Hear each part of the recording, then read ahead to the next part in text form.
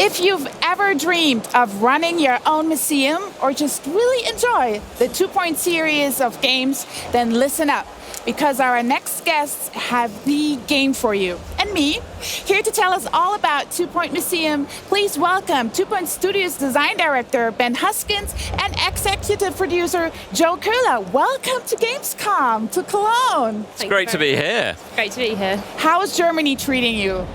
Oh, absolutely love it. Absolutely love it. It's The weather such a is great. good? The atmosphere is incredible. Yeah. It is. A little bit too warm, but that's okay. That's okay. And the halls are cooled, so everything okay. And today is the first consumer day, so we're really excited to have you here. So, 2-Point has taken on education with campus, on medicine with hospitals. So now, Ben, how did you come up with the idea, the theme of museum, and why should fans be excited about this game?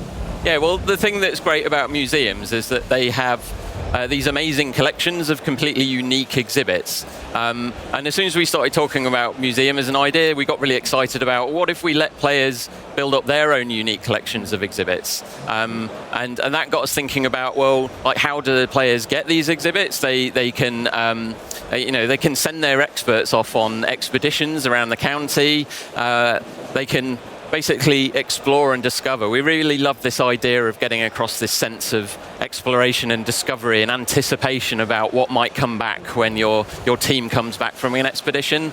And this just got us really excited about, getting these exhibits, and then of course once you've got them, putting them on display in your museums, and actually that whole side of it as a museum manager, you deciding how you lay things out, and you deciding where do you put your most impressive exhibits, where do you want to channel your guests through the museum, and how do you give them the best possible experience? I've got some ideas, but I've also saw in the trailer that you welcome families. I saw a lot of little children climbing on very precious exhibitions. So what do we need to look out for when we're welcoming those visitors? So we were really excited to introduce children to 2-Point County, and I think it just felt like such a natural fitting, a natural place for them to be. And with children, we've introducing family groups, we've introduced school trips, and all sorts of, they're kind of like little agents of chaos, and they make a right mess of the museum, don't they? But we've also introduced a lot of other character types, like the professor. He's pretty cool. Yeah. So he likes knowledge, doesn't he? Yeah. So when professors come in, you need to focus a bit more on education, because they're going to donate money based on how much they learn about all of your exhibits.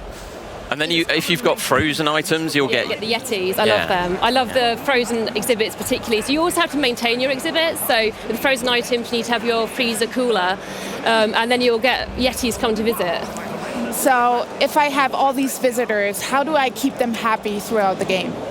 So I particularly love decorating. So for me, I keep my visitors happy by making a beautiful museum.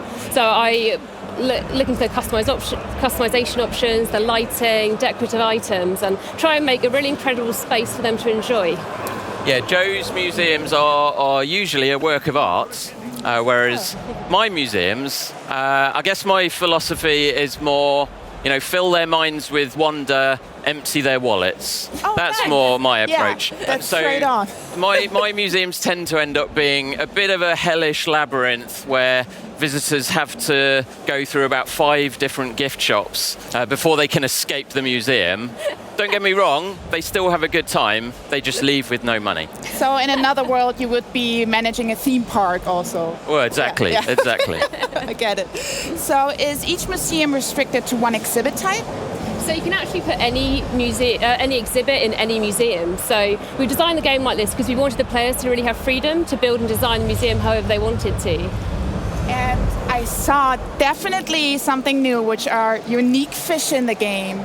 So can you tell me more about the creation of these artsy creatures and how we can enjoy the fruits of that labor?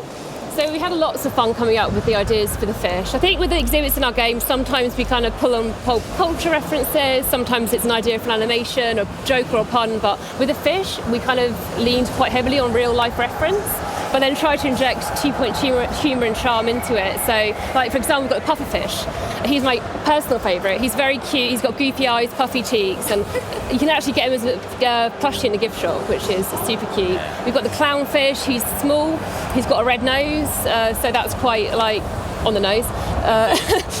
We've also got like the bull shark, who's kind of scary looking. He's a shark with a bull ring, and you actually have to keep him separate, or I do, because he does eat the little fish. Oh, okay, so talking about fish, let's talk about fish romance. I always wanted to say that on an Xbox broadcast. No, but seriously, how do we keep the fish population healthy? Yeah, so I mean, the whole aquarium management feature as a whole, there's quite a lot of depth to it, really, because there's all these different types of fish, and they all behave in different ways, and they all have different characteristics. And you're having to think about, like, do I have enough filters in the aquarium to keep them going? Do I have the right types of food for the different fish that I've got in there? Is the aquarium the right temperature for them? Because all the fish have different needs, different requirements. So there's quite a lot of depth to it. Like, the aquarium management as a whole, it's almost a game in itself.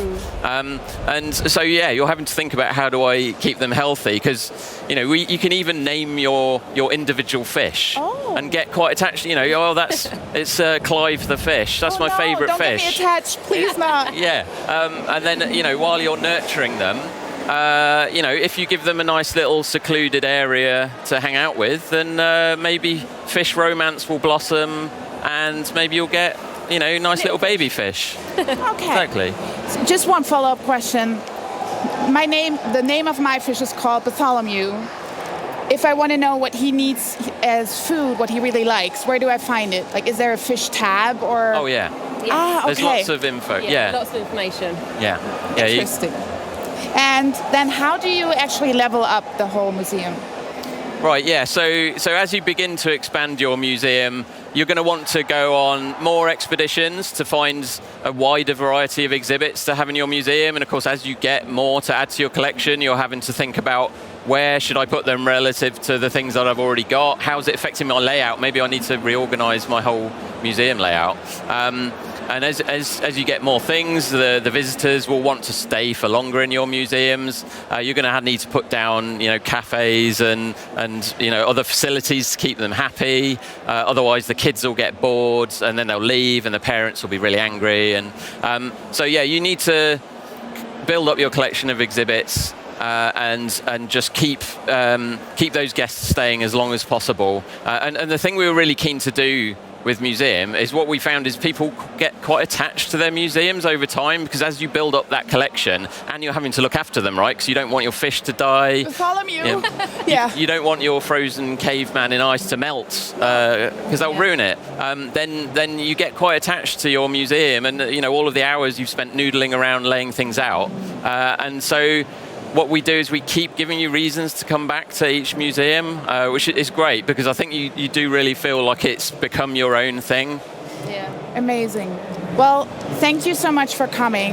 And everybody who is here at Gamescom can play the game, actually, either at the Xbox booth or at the Sega booth, which is in the same hall, Hall 7. I love that we're neighbors.